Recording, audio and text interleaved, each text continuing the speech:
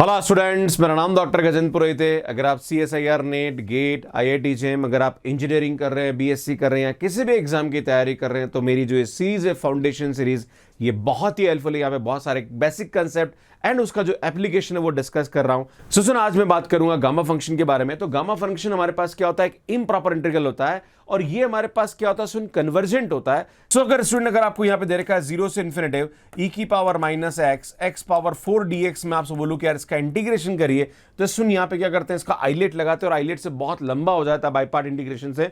तो सुन gamma function हम इस टाइप के इंटीग्रेशन को बहुत इजीली कर सकते हैं।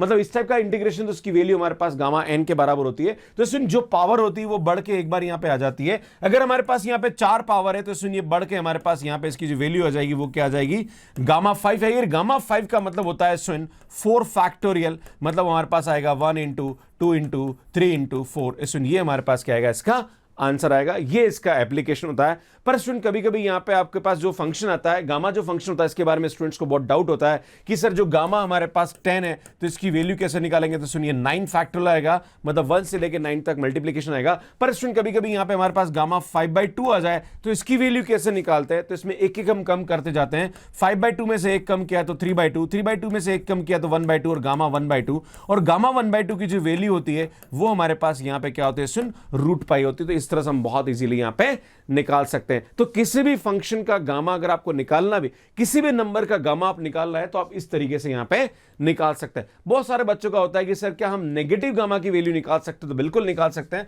उस वाले केस में हमारे पास जो फार्मूला होता है ये होता है सुन gamma n, gamma 1 - n is equal to pi upon sine n pi होता है। अगर आपसे कोई बोले कि यार मुझे गामा -1/2 की वैल्यू निकालने, तो बिल्कुल टेंशन लेने की जरूरत नहीं। जहां पर भी n है वहां पे -1/2 रख दीजिए। तो सुनिए आएगा -1/2, 1 + 1/2 आएगा एंड सुन पाई अपॉन ये आएगा साइन माइनस का π/2 हो जाएगा। भैया जहां पर भी n है वहां पे हमने क्या रखा, -1/2 रखा। तो सुन यहाँ पे आएगा -1/2, इस सुन आएगा गामा 3/2। और हम जानते हैं सुन साइन माइनस थीटा हमारे पास क्या होता है, सुन माइनस का साइन थीटा हो जाता है। एंड हम जानते हैं साइन π/2 हमारे पास 1 होता है। तो सुन ये माइनस का पाई हो जाएगा।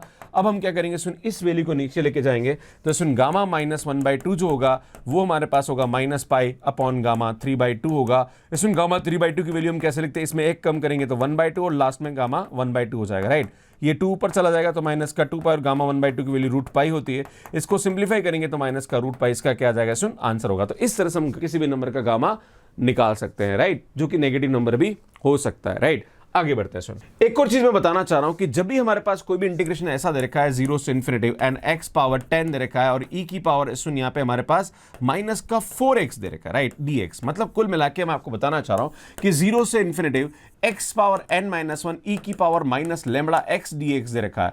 तो सुन यहाँ पे अगर कोई कोफिशिएंट, वैसे नॉर्मली देखा जाए तो इसका वैल्यू गामा n होता है अगर लैम्बडा की वैल्यू 1 है ना।